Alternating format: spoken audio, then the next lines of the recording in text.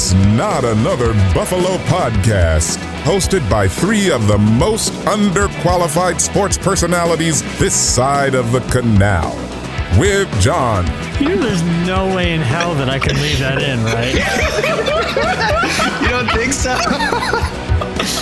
Well, to quote Rage Against the Machine, what better place than here? And, what better time than now? And Brando.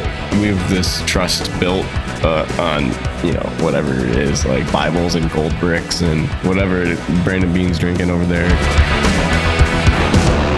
All right, welcome back to Not Another Buffalo Podcast. I'm John. I'm here with my buddies. This is not a Buffalo Rumblings podcast. I'm not used to doing this intro and not saying we're a Buffalo Rumblings podcast, so it's going to take me a couple episodes to get used to that.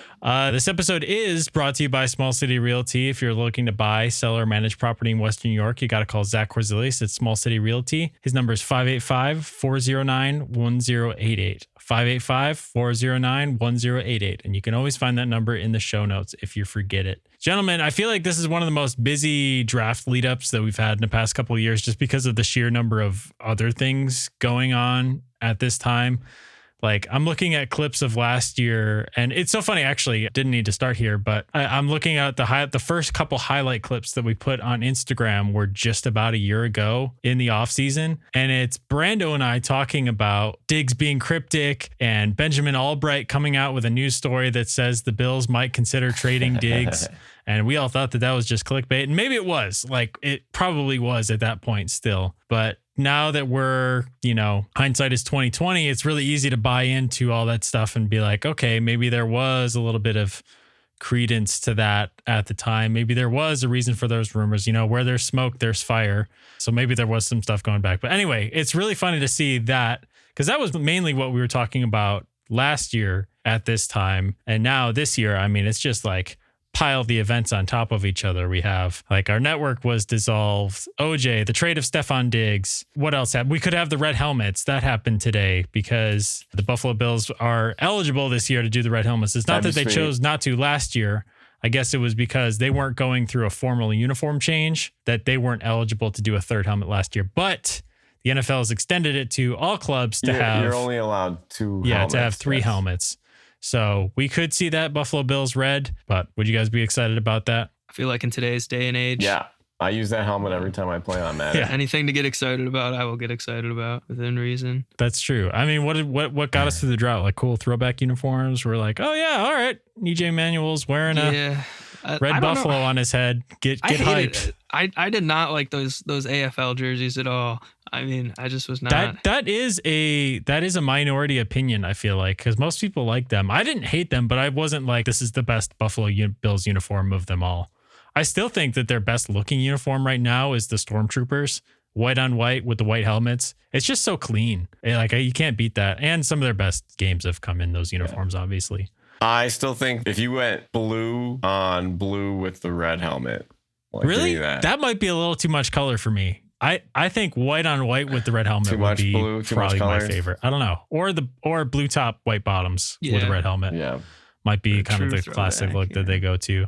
Yeah. But yeah, whatever they do, they just have to make that 90s. I feel like the key to it is not making the helmet look too modern, but maybe not 100% like the original. You know what I'm saying? Because like the 90s red, and again, it has to be the 90s red helmet because the triple stripe thing that they did in the 2000s was a little bit too much, where they had like a navy blue stripe and then like two white stripes on either side of it. It was just a little bit more complicated. So I feel like if they go very 90s blue and red Bills focused, I'll be happy with it. So we have 2 weeks to go until the draft. I feel like we might need to get our draft prep together here, maybe before next week and do some stuff. But I haven't really moved off of my theory that trading up to get someone like Brian Thomas Jr. might not be a bad move. Brando, I just put out that clip today about your idea to trade it for Brian Thomas Jr. and use the next year's first round pick, light that on fire to go, get Brandon Ayuk here. Which, when I say light it on fire, it could be worth it. It could be worth it. Yeah, I swear FanDuel saw our episode and then they put out that tweet with Brian Thomas Jr., Brandon Ayuk, and the Buffalo Bills. I'd never seen that idea before. I think that's awesome. Like, go do it. Just go do it. I don't know why you wouldn't. Right. It's just cap space. It's just cap space. A draft pick, it's just, you got Josh Allen. Come on. It's just cap space and draft picks. What else are you going to use them for? So I like that attitude. I feel like sometimes Bills fans, and we as Bills fans, when we talk, I mean, we're guilty of this. We pretend like cap money is our own money. Like, I wouldn't spend that on that guy, or like, I wouldn't use 2 draft picks to trade to get that guy. Like, that's the, and again, we're just doing value equations based on what we think the team should do. But when it comes to all the cap gymnastics that you can do, really who pays extra is Terry Pegula, because there are cap maneuvers that you can do where you pay money up front to move money further down the line. And there are people who can explain this a lot better than I can, but teams that are cash poor can't make as many moves as teams that are not cash poor, even though everyone lives under the same cap, if that makes sense. So it's not quite totally as unequal as baseball, where some teams' entire payroll is quite a bit less than other teams. Everyone's got the same salary cap. It's interesting. I don't think there's any team in the NFL that's cash poor, just based on the TV deals that you get. You're getting, before you even play a game, a $270 million check. Let me be specific. When I say cash poor, it's like it's the liquidity of the money, where you can spend it like in a business sense. Cash is like in a certain time frame, like your expendable amount of money. Like, it's not necessarily indicative of the revenue that you would have as a team. It's more so like the money that you would have allocated at a certain time and a certain budget to be able to spend it, like outside of the salary cap. Pat's absolutely right. And the other thing about these owners that have millions and millions and millions, a guy like Terry Pegula is not an owner who's cash poor. Not that any of these owner groups are, but if you think about these owner groups, right? And I don't know if this is, Terry Pegula can write a check pretty quick because he owns the team, right? Owner groups, I mean, I wonder what the liquidity situation is in Green Bay with their shareholder team, right? But Pat's absolutely right. It's the amount of cash available at any time. And, if we're wrong about that, somebody correct us. Cause again, we're underqualified. Michael Hattery, SUNY Brockport, Masters of Public Administration program. You're the man teaching us real life lessons. But what we're saying is you get a check for $260 million to start the year. The world between baseball and football is amazingly different, right? It's 2 pro sports leagues being, you have America's Game that is supposedly, forever was the greatest. And now you have this cash cow in the NFL, and to see a team like Oakland just flounder, and even in the NHL, they say the original 6 teams bring in all the money for all the other 25 teams in the league. It's crazy that the NFL can just print money. I mean, Terry Pegula, the net worth for the Bills has gone up drastically since he bought them, and even for the Sabres. But these other teams in pro sports struggling to be able to sign guys, it's crazy to me that in America, this time of our society, that these teams are cash poor. Well, it really has to do with an owner's willingness to front money in short-term situations, right? So a lot of times this money sits in escrow for things. So you're right, you have tons of revenue, but it's like that money's not just sitting in a bank account ready to go out the door. That's what Pat's talking about with liquidity. So sometimes you need an owner to write a fast check, like, hey, we're moving Stephon Diggs bonus money up to this year. We need to write a check this week. Certain teams can't do that, or are not willing to do that, or for other reasons. I'd assume Green Bay has some kind of complications with that, or they have something set up. Like, I don't claim to understand any of it, but there is something to be said for quote unquote cash poor teams. And it's all relative. They're not actually cash poor, but relative to other teams, certain owners are willing to write a check on, short-term notice, and then, front the cash for some kind of these deals just to execute certain cap gymnastics, basically. So I'm just doing a little research here on Green Bay, and it says Green Bay brings in $610 million in revenue for 2022, but the Packers reported a $69 million operating profit based on when they include their salary cap, their roster bonuses, their operating expenses and everything like that. But they say all of the money is invested right back into the organization because the shareholders can't sell or cash in their shares, unlike other teams. All of the Packers' profits go back into their organization. So that's kind of interesting. What did you guys think about? Did you hear Tom Brady at all talking about potential comeback plans? Yeah, I did hear that. So I don't remember what what podcast he was on. He said Josh Allen was going to be the next, he thinks is the next quarterback who doesn't have a Super Bowl to win one, right? That was the quote you're talking about? Yep. Earlier in the week, too, he talked about coming back without saying he did say that, like, if a team like the 40, I mean, he is from San Francisco, but I mean, what are the chances that he plays next year? Less than 1%. So Brady said it on an episode of Deep Cups with Vic Blends. He was getting a haircut, and they asked him if a team called to play if their quarterback got hurt, would he do it? And he was like, I'm not opposed to it. I don't know if they're going to let me if I become an owner of an NFL team. I don't know. I'm always going to be in good shape, and I'm always going to be able to throw the ball. To come in for a little bit, like MJ coming back, I don't know if they would let me, but I wouldn't be opposed to it. I don't know. I kind of hope he comes back and falls on his face. Like, I don't want to wish ill will towards anybody, but I mean, come on, it's Brady, right?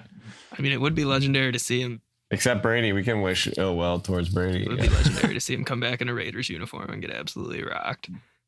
Right. But, oh my God. Can you imagine? Like, I want a side-by-side press conference of him and not Al Davis. Help me out. Mark Davis. Mark Davis. Thank you. Maybe they can get haircuts together. He was on a haircutting podcast right now. Like, give me the Tom Brady and Mark Davis haircutting podcast weekly. Yeah, I don't know. I feel like when Tom got to that stage of his career, we laughed when he said he wanted to play till 45 and he was, 39 or 40 at that point. And so he had to kind of have that FU attitude in the first place to be able to make it that far. And that's not just something that goes away after you stop playing. You're always going to believe that you can still do it. That's why we get these stories about T.O. saying like, oh, I'm ready to go. Like, let's, I'm 48 and a half years old, but yeah, let's, f it. We can get into the CFL, take a couple snaps. Somebody will sign me on a practice squad and I'll be able to help somebody out late in the year. Yeah, James Harrison too. Yeah. Yeah. And James Harrison, to his credit, actually did play another year with somebody, right? Was it after the Steelers? Who did he play for? I don't remember where he finished up. Maybe he played with the Pats towards the tail end of his career as well. Okay, maybe that's who I'm thinking of. Yeah, that was. So you don't see it? You don't see it? It's not likely. I don't think so. I might take plus 2,000 odds on that on DraftKings. Brando. Let's say, okay, NFC North's already locked up. Week 17, Jared Goff goes down. Maybe okay. No. Let's week 9. Lions are 7-2 going into a bye. Jared Goff destroys himself in practice. Yeah. Sign him. Yeah. Yeah. Absolutely. Really? Like you could bring yourself to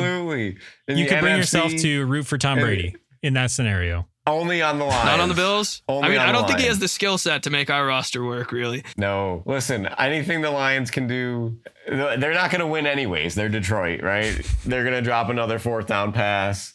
They're going to have a bad play on defense where they get burned and Brady won't win. But anything that they do doesn't matter because they're cursed. But, like, make it interesting, right? Make us watch. Plus, if we could beat Brady and the Lions in the Super Bowl, like I just want to have an opportunity for the Bills to beat him.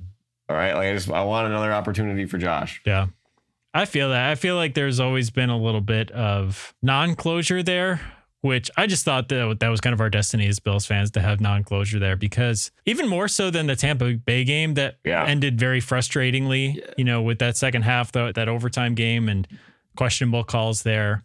There was 2 games, Josh's rookie year, or maybe it was Josh's second year was Brady's last year as a Patriot. And man, I thought that they had him like both games. John Brown had some big games against the Patriots those years. I just really wanted to see him beat him while he was in New England. And, that last year in New England where Brady had no receiving help was probably your best shot and you still couldn't get it done 2 times that year. So that one stung a little bit, but everything stings. The Sabres stink. They're going to stink forever. Sabres updates need to come back because it makes sense again. We had to stop them for a second because the Sabres were getting good there for a second, and boy, were we wrong. How you guys feel about Donnie Meatballs? This is something that I go back and forth on. Where do you guys stand on Donnie Meatballs? Well, John, answer this question first. So I saw this on Twitter. Jeremy and Joe were talking about it, and they said, what is worse?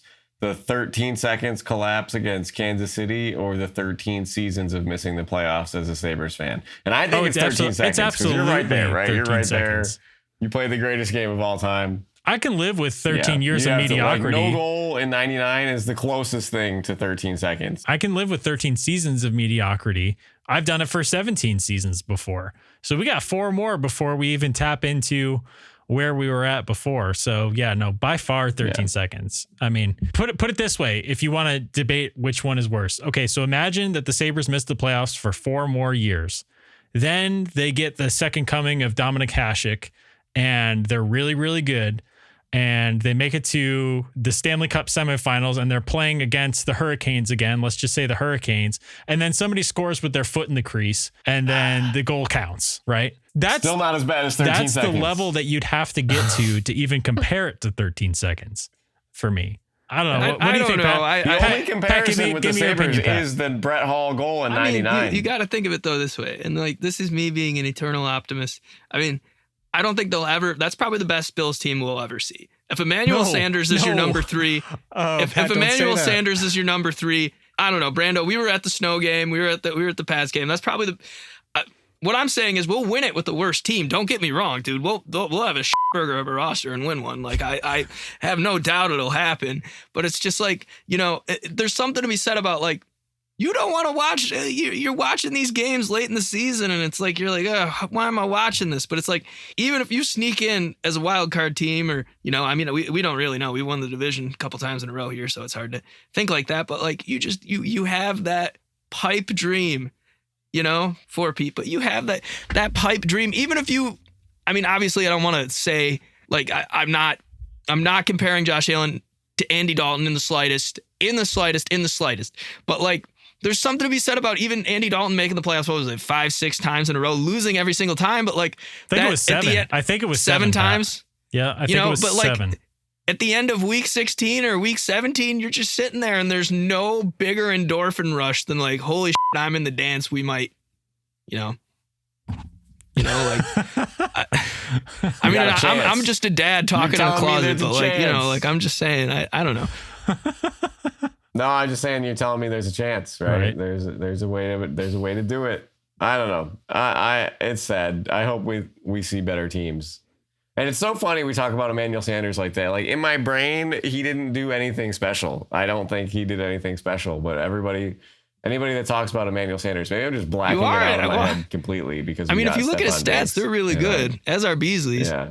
He had 42 catches, 626 yards, and 4 touchdowns, and then 3 catches, 52 yards, and a touchdown in 2 playoff games. So 600 yards, I don't know. I guess maybe I was hyping him up a little bit there. I don't know why I was thinking he had 900 receiving yards. It must have been Cole Beasley the previous year that had 900, but I mean, Cole Beasley, Gabe Davis, Stephon Diggs, Emmanuel Sanders, like, pretty deep. All right, so color me this. Your top 4 wide receivers are number 1, Brandon Ayuk. Number 2, Brian Thomas Jr. Number 3, Khalil Shakir. Number 4, Curtis Samuel. Is that a better starting 4 than what we had before? Comparable, possibly better. Yes. I mean, there's more upside to it. I think it's got to be better, especially because the wild card there is Curtis Samuel. I think. Again, like, I don't want to get hype about these free agents that we signed, because I sit here every time and I'm like, you know, Brando and I got hyped about Matt Breida a couple of years ago, and that turned out to be nothing. And we got hyped about Jamison Crowder, and he was going to be a great addition, and he looked so good, and then destroyed himself like second game of the season. So right, and guess who we were excited about this year? Deontay Hardy and Trent Sherfield, and they paid off, though. They had their moments, but come on, they didn't live up to the hype for 90% of it. There's a reason why neither of those guys are going to be on the team this year, right? So they did pay off in that one game, I guess. But can you reprop that 4-player lineup you just said again? All right, starting 4. And again, I actually think, like, realistically, we got to think first or second round wide receiver, which is asking a lot to have that receiver be your best receiver. So I don't know, saying it like that, I don't know if they're going to ask a guy to go out there and be their number 1 wide receiver as a rookie. That's crazy to me. But let's say free agent wide receiver and first or second round wide receiver are your top 2. Khalil Shakir, Curtis Samuel round out your top 4, and then Mac Hollins is probably your 5. And that's not even counting. Yeah, Shorter, he's a wild card. Yeah, Shorter is also a wild card in there. Justin Shorter in the pipeline as well. So I think that would be, it's tough though, because you're talking about Diggs in his prime, right? We're not talking about Diggs of last year. We're talking about Diggs when he led the NFL in receptions and receiving yards. Brandon Ayuk, I think, is like a carbon copy of that, though. Would you go on the record as saying that if the Buffalo Bills sign Brandon Ayuk and draft a wide receiver in the first 2 rounds of the draft, that the wide receiver core will be better than it was last year? It's not as resounding of a yes as it was 3 It has minutes to be ago. Brian Thomas Jr. But I think it's a yes. I think these young guys are going to be so explosive. Brian Thomas Jr., Xavier Lewett. I'm sorry, I said his name wrong. McKinney and Xavier Worthy. He ran a 4.21 40. So, there's certain guys, if you put them in there, I think that you could say yes. But if you're going to go deeper down into the second or third round, then I say no. You get a top tier rookie, one of the guys high up on the board. Yeah. I still think there's a potential they're thinking rebuilding year inwardly and outwardly not saying that, right? Because they wouldn't say that. In their most classic rebuilding year, Sean McDermott and Brandon Beane were like, no, we're all in. We want to win this year. When they're trading away Sammy Watkins, they're trading away Ronald Darby. They're getting bad contracts off the cap. Still made the playoffs, though. Exactly. So it's not quite an under-promise, over-deliver thing because they were still promising that, hey, we're still trying to compete this season. But that's what I kind of would love the narrative of this season to be, even if this is just me being a wishful thinker, is if it's going to be a retooling year. I mean, look at what everyone thought that the Kansas City Chiefs were going through a retooling year this year with all these defensive rookies and all the young guys. And look what they made out of it the last 2 years. These could have been retooling years, and they over-delivered with the roster that they had. So you get this is going to be the youngest the Bills roster has been in the last, 5 years, at least veterans in the room. And so maybe we get some exciting rookies. Like, I'm excited for the explosiveness. You're going to get rookie mistakes. You're going to get errors. You're going to get guys with the wrong assignments, but you're also going to get those young legs and that explosiveness. And hopefully we get that in the wide receiver room. And all that to say, I think that there's a good possibility that, you're not just looking at a first round wide receiver. I think the 2 wide receivers in the top 3-4 rounds is still a valid possibility. But you could also be Sean McDermott, who says we ran the ball 70% of the time, barely threw the ball to Diggs, utilized Khalil Shakir and Dalton Kincaid, doubled down on James Cook, and they won 7 games, including a playoff game and these division games down the stretch. So why do we even need to invest in a wide receiver? Why can't we just double up on the O-line? Maybe draft a guy later. They just had the guy, the number 1 rated running back, come in for a visit. Also, what is his name? Trey Benson. So you never know what McDermott's thinking over there with his defensive hard hat on. That's true. You'd be crushed. Color me super surprised if that's anything that was going through McDermott's mind. I think McDermott is defensive minded, but he's not. Me too. He's not stupid. He's not. And again, 70% run is a huge exaggeration. I mean, we're still looking at like 48% run rate or something like that when it was at its peak, I think, during some of those Joe Brady games. No. And you're talking about the last part of the season, they were pushing 66, 67%. You're talking about that game where they just kept running it on Dallas, though, right? Run game. I mean, I'm sure that's an outlier, but no, Dallas skews it a little bit, but the pass to run ratio was way different than it was for even Brian Dable. We talked about it on here. You can search it up on PFF. They have it on there. Pass run rate per game for the last 7 games. Can you pull that up for me? And the Bills are like way skewed. I cannot pull that up for you, John. I'm sorry. Oh, your laptop's not working? Okay. Buffalo Bills pass rate 2023, and then you can filter it by game. And you can see like last 5. Do you mean or PFF or what's the other one? PFR. But PFR. Thank you. PFR is a dangerous rabbit hole for me because then I want to know who had the most receiving yards on the 1987 Green Bay Packers. And it's on FF today, a fantasy football rate today. So the Bills throughout the whole season went 47% to 53%. But if you take a look at the last 7 or 8 games, it's really skewed. Okay, right here, Buffalo Bills. Ooh, I'm wrong. You're right, Johnny. Let's see. If we go to the last 3 games of the season, they were at 49% pass. I don't know. You got to play with this. But either way, it was skewed compared to what it was with Dable. And it's been going down ever since. Yeah, that's true. But it's much closer but that Cowboys game is 50 yeah, than it was before. Because it used to be skewed, almost 60 to 70% pass So you do have the percentage points going the other way, but I think that everyone and their cousin in Buffalo would be very upset if they started running at a 70% clip and it wasn't working. Like that's the run, pass, punt, Dick Duran offense right there. So hopefully we don't get back to that. But again, we're talking about all these receivers. It's nothing to take away from James Cook, who I think is going to have another exciting year this year. It's just, you just have to have the weapons on the outside, because if teams can play you run first and you don't have a threat in the passing game, you're dead in the water in today's NFL. And I think that Sean McDermott realizes that. He might be a defensive minded guy, but he has not a perfect growth mindset, as we've seen, because some mistakes are made twice here, but he knows that passing is the way to win in today's NFL. He's not trying to go back to the quote unquote glory days of football or anything like that. I don't think so. All right. Well, thanks for getting through it, Brando. Those of you listening, we have been experiencing like the most technical difficulties that I think that we've ever gone through in an episode.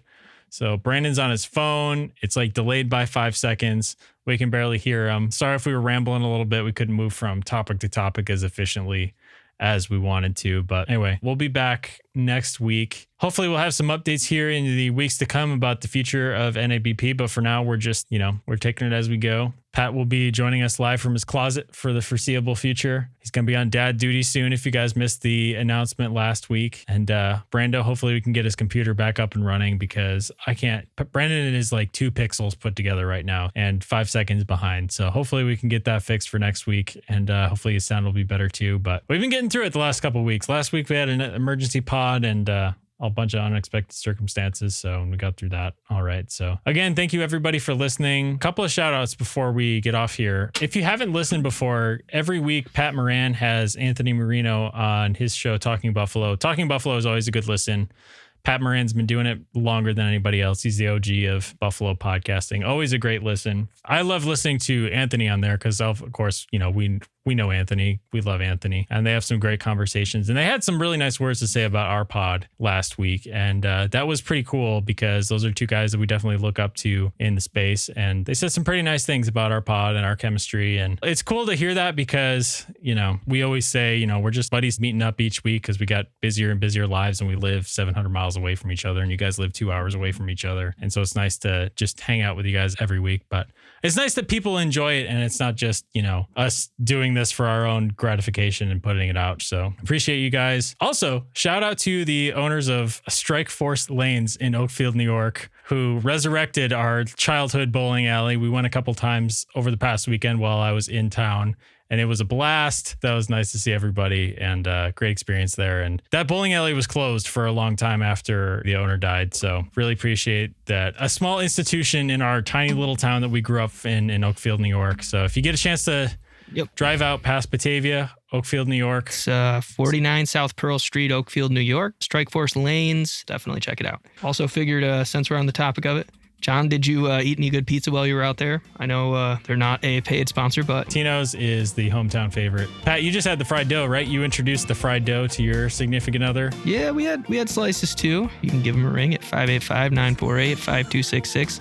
I'm not being paid. It's just the best pizza you can have. Great ambiance, great people. Brando worked there back in the day. Great employee. So check it out for sure. I love it. All right. Well, we'll be back next week with more shout outs to our hometown establishments. And until then, go Bills. Go Bills.